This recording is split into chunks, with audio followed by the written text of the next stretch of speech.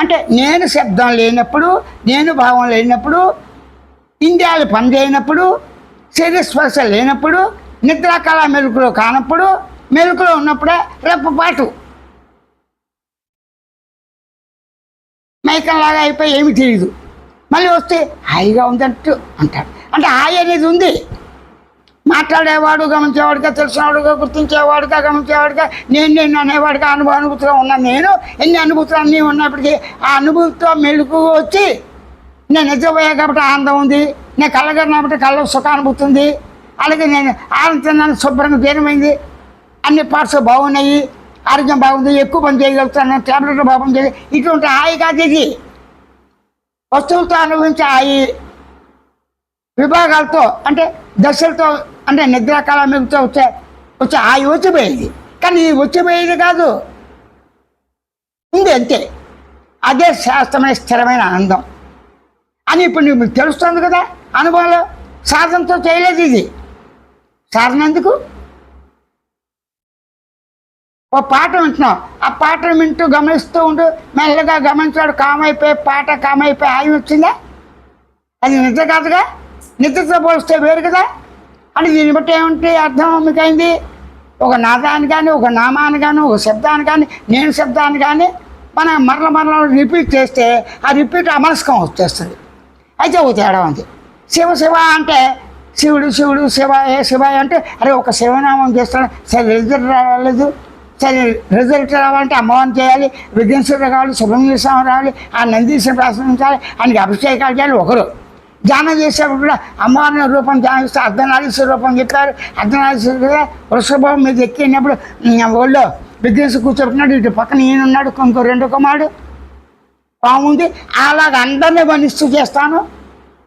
అన్ని రకాలుగా వస్తాయా? కానీ నేను శబ్దంలో ఇన్ని ఉన్నాయా?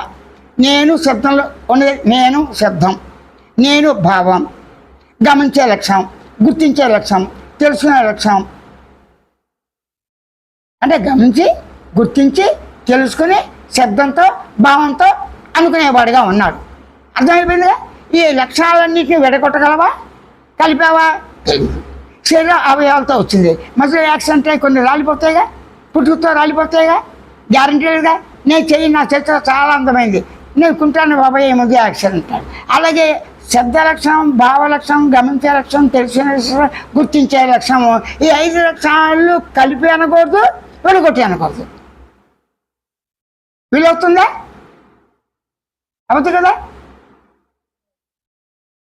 కాబట్టి నేనున్నాను ఉనికితో, నేనున్నాను చిత్త పదార్థం అంటే చైతన్యంతో నేనున్నాను. ఇక్కడ జరిగేది ఏంటంటే చిత్త దర్పణం. చిత్త అంటే చైతన్యం, దర్పణం అంటే ప్రతిఫలించుట. కన్నులో ప్రతిఫలిస్తుందా లేదా? ఓ స్టీల్ గిన్నె కంచం కొన నీట్గా ఉంది, ఇన్ని తలకా కనబడుతుందా లేదా? అలాగే శిలను కూడా నున్నగా చేస్తే కనబడుతుందా లేదా? జలంలో ప్రతిఫలించే లక్షణం ఉంది కదా. ఇవన్నీ జడ పదార్థాలు. నీరు మాట్లాడుతుందా? నీటిలో ప్రతిబింబం మాట్లాడుతుందా? నువ్వు మాట్లాడితే మాట్లాడినట్టు అనిపిస్తుంది. మరి నీటిలో సూర్యుడు ఉంది, వృక్షాలు ఉన్నాయి, అన్నీ ఉన్నాయి, తామర ఉంది, నీరు అన్నీ ఉంటాయి, ప్రతిఫలించాయి.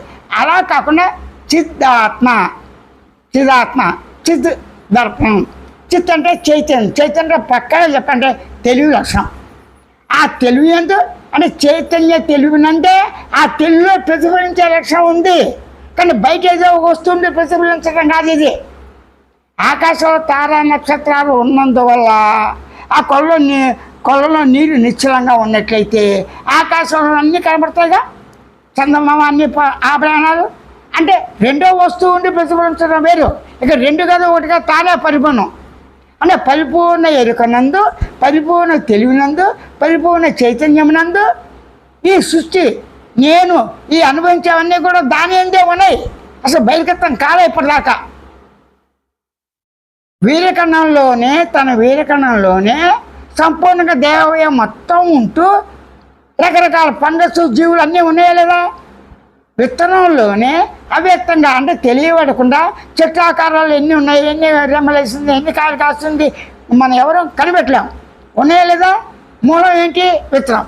విత్తనంలో చెట్టు ఉందా? చెట్టులో విత్తనం ఉందా? చెప్పండి. వీరకణాల్లో శరీరాకారం ఉందా? శరీరాకారంలో వీరకణం ఉందా? అలా కాదు, వీర్యకణం శరీరాకారంలో ఉన్నట్టుగానే శరీరంలో వీర్యకణం ప్రాసెస్ జరుగుతుందిగా దాని తగినట్టుగా. అంటే ఈ రెండుకి ఆధారం ఏంటి? భూమి. ఆ భూమిలో ఈ మార్పులన్నిటికీ ఆధారం ఏంటి?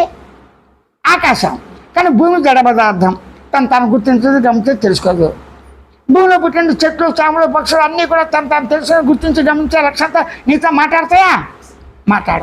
అవి గుర్తించి గమనించి తెలుసుకునే లక్ష్యంతో ఉన్నప్పటికీ నిద్ర మెయింటెనెన్స్, ఆహారం తింటాం, వయసు, తోడు, సంసారం, చనిపోవటం, ఇంతే.